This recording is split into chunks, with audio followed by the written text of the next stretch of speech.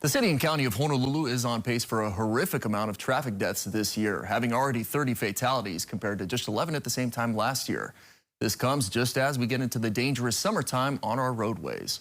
Joining us now with more on what's being done and what we can do to make our roads safer is Major James Slater, Traffic Enforcement Division with the Honolulu Police Department. Aloha and good morning, Major Slater. Thank you so much for stopping by with us. Thanks for having me. So obviously a horrific year so far on our roadways. Yeah, what do you make of what's happening? It's extremely sad, and you know, we look at these as numbers, they're statistics, but these are people, right? These are our community members, whether they're family, friends, co-workers, right? So I kind of want to put a face to the number and not just think of it as, oh, it's 30 people. And you know, it's a very sad year, and like you said, 30 compared to actually 12 at this time last year.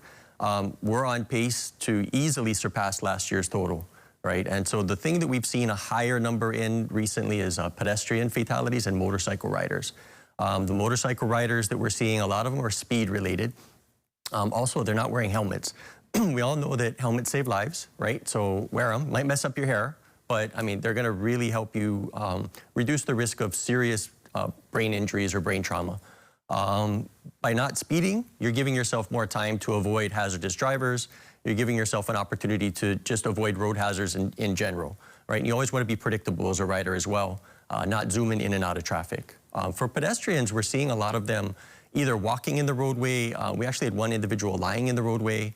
And we have a lot of them crossing outside of marked crosswalks or against the red signal. So again, everybody wants to be predictable as a pedestrian as well, make eye contact with the driver, don't enter the roadway when there's vehicles coming.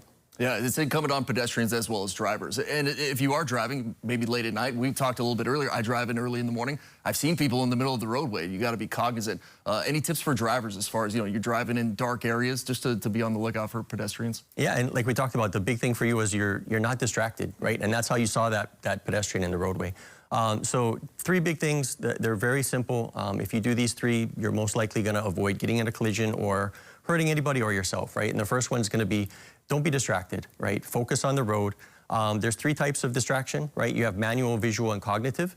So manual, you're taking your hands off the wheel, whether you're eating, doing your makeup, shaving, right? Things like that.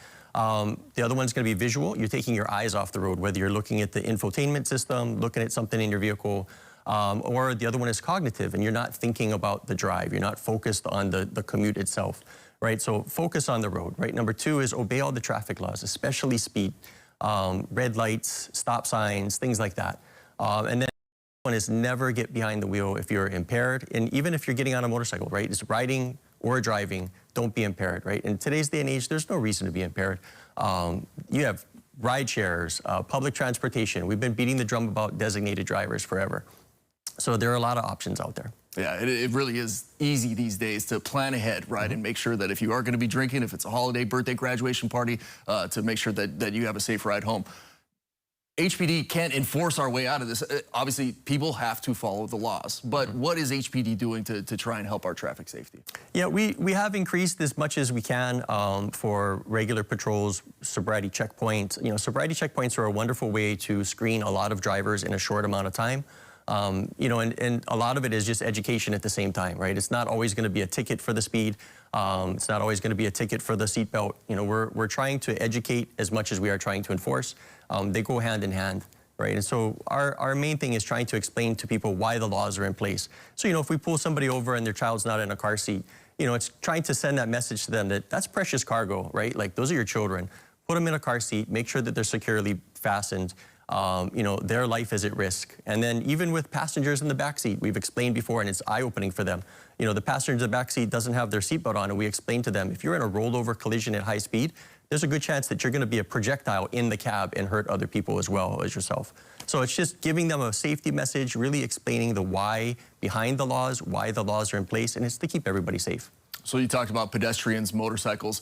We've seen more e-motorcycle and e-bike usage. Unfortunately, we have had a couple deaths so far this year, including a young child. What's your advice to, especially parents of teenagers, these are so popular amongst teenagers, to make sure their teens are safe as they're out there enjoying themselves on these vehicles? Yeah, make sure you're buying a product that's age appropriate, but also make sure that you understand what the capabilities are for that device in general. You know, essentially some of these vehicles, these out-of-class electric motorcycles, really, I mean, you're giving your child a motorcycle, right? These things go 70 miles an hour. They whip in and out of traffic, and then they're riding them no helmet, they're stunting. You know, again, it goes back to everybody has to have their own personal responsibility. Make sure that as a parent, you're ensuring that your child is safe, but you're having those good talks with your kids about being safe, knowing the rules of the road. Teach them early. Yeah, well said, Major Slater. Thank you so much for stopping by with us this morning. Thank you. Appreciate you.